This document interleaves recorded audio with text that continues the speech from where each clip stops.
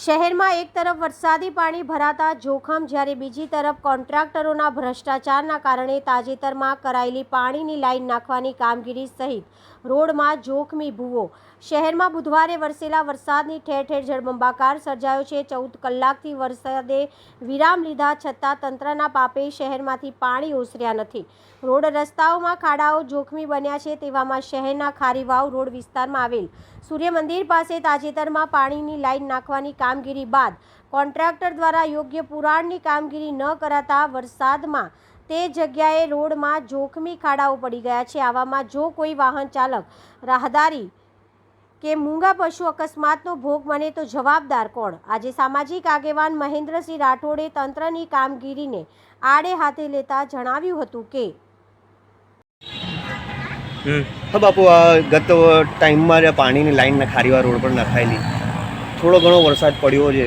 12 કલાક ઉપર કંઈ વરસાદ પડ્યો છે. 13 ઇંચ જેટલો વરસાદ પડ્યો છે અંદાજે. શું કહેવા માંગશો? ખડોદરા છે કે પછી કઈ રીતે કામગીરી કરવામાં આવે છે કોર્પોરેશન દ્વારા? સૌથી પહેલાં તો આપણે સવાલ કર્યો કે વડોદરા જે આપણી ગાયકવાડી નગરી હતી, ભૂતકાળમાં ગમે તેટલો વરસાદ પડતો હતો, ગણતરીના 2 થી 2.5 કલાકની અંદર પાણીનો સંપૂર્ણ નિકાલ થઈ જતો તે ગાયકવાડી વ્યવસ્થા હતી. ત્યાર પછી આપ જુઓ કે આપ કહો છો વડોદરા કે ખડોદરા, તમે ફક્ત ખારીવાવ રોડ જે વડોદરાનો સૌથી ઐતિહાસિક બહુ જૂનો વિસ્તાર છે, તેમાં જૂની પાઇપલાઇન નહીં બેઠી. આ લોકોએ જે જમીન નવી નાખીને એટલે વિચારો ત્યાં પણ એક ભ્રષ્ટાચાર છે. મેં તો આપણા માધ્યમથી કહેવા માગું છું કે ભૂતકાળની અંદર જ્યારે પૂર આવ્યા છે ને ત્યારે વડોદરાની પ્રજાએ એ પૂરનો આનંદ લીધો છે, સજા નથી ભોગવી. પણ છેલ્લા ઘણા વર્ષોથી આપ જુઓ કે જેટલી વડોદરાની મધ્યમાં કોતરો હતી, ભૂતકાળની અંદર તમે જોઈ લો, વડોદરાની ભૌગોલિક પરિસ્થિતિ જોઈ લો અને ઉદયપુરની જોઈ લો. વડોદરાની મધ્યમાં અને ત્રણે બાજુ કોતરોથી વડોદરા બનેલું હતું. પૂર આવતું હતું, કોતરો દ્વારા પાણીનો યોગ્ય સમયે યોગ્ય નિકાલ થઈ જતો હતો.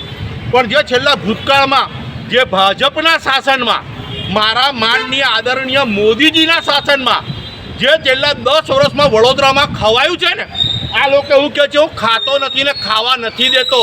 તમે વડોદરાવાસીઓને કહેવા માંગુ છું, વડોદરાવાસીઓ જાગો. આ લોકો તમારી કોતરો ખાઈ ગયા, આ કોતરો ખવાઈ ગઈ ને અને આ બિલ્ડરો ફાવી ગયા. આ આપણા રાજકીય આગેવાનો જે કહે છે ને પ્રજાના રક્ષક સેવક, એ બલાડીઓ મેવા ખાઈ ગઈ, દૂધની મલાઈ ખાઈ ગઈ અને કોતરો પૂરી દીધી. આજે 8 ઇંચ વરસાદ તો કંઈ જ ના કહેવાય.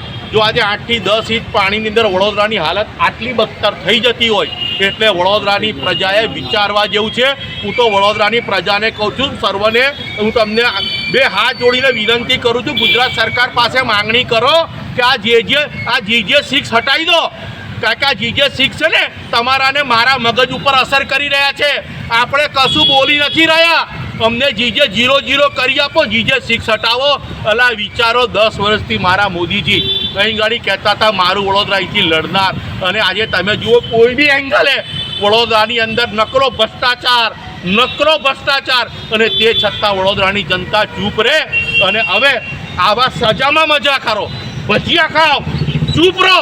કારણ કે આપણે લેવાને લાયક જ છે વડોદરાને. આ લોકોએ દરેક એંગલે આજથી 120 તલાવડીનું આપણું વડોદરા હતું, જઈને જુઓ કેટલી તલાવડીઓ રહી.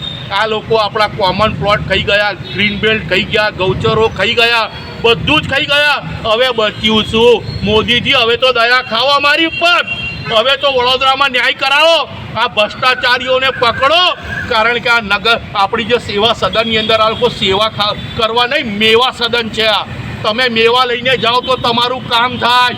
આજે કરોડો રૂપિયાના બજેટો આ લોકો બારોબાર ખગે વગે કરે છે અને સફાઈના બહાને આ લોકો જીરો છે.